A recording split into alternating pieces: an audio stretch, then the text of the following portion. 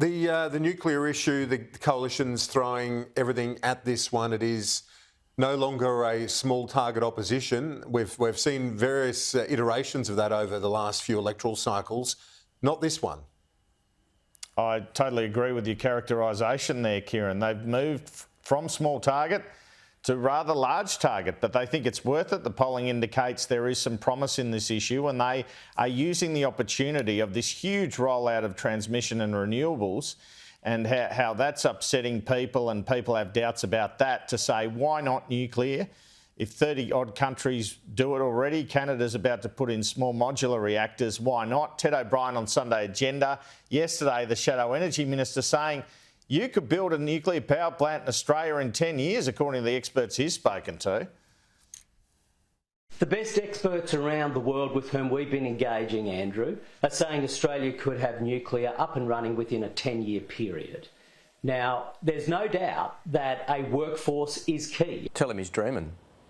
I mean, I don't know what experts he's talking to. The United States, with a very developed regulatory regime, with a very developed nuclear industry, the nuclear leader of the world. The average build time of a nuclear power plant in the United States has been 19 years. Well, I can reveal Ted O'Brien's talking to people in the US, Britain and Australia about this, and this is from the government's own statutory authority, ANSTO, who run the Lucas Heights reactor at the moment. A small modular reactor has a projected construction time of 3 to 5 years, while a large reactor takes 6 to 12 years.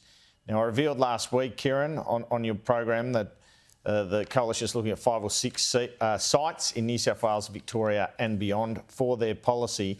My understanding, I can reveal today, is that probably one large-scale plant amongst that, and the rest are small modular reactors. The government will rubbish that, say the technology's not up to it. But in Ontario and Canada, they've just announced a site for 300 SMRs. The interesting thing is, who will fund this? Well, David Littleproud was on with Laura J saying, let the market decide. But Ted O'Brien was indicating there'd be a heavy government subsidy to make this happen under the opposition's policy. Who's paying for these if they happen? Because is it the federal government? Because a couple of the states have their power generation privatised. So do you see the federal government, under your plan, paying for part of or all of these nuclear power plants? It doesn't matter what form of energy infrastructure you are looking at. The government does play a role. That's the case today. And it plays different roles. In some cases, in Snowy 2.0, for example, the government plays an ownership role. When you look at the rollout of industrial scale renewables, Labor has introduced the capacity investment scheme on top of the other schemes that are out there at the moment. And that'll be the case when it comes to zero emissions nuclear also. Andrew Clennell, thank you. We'll talk to you a bit later.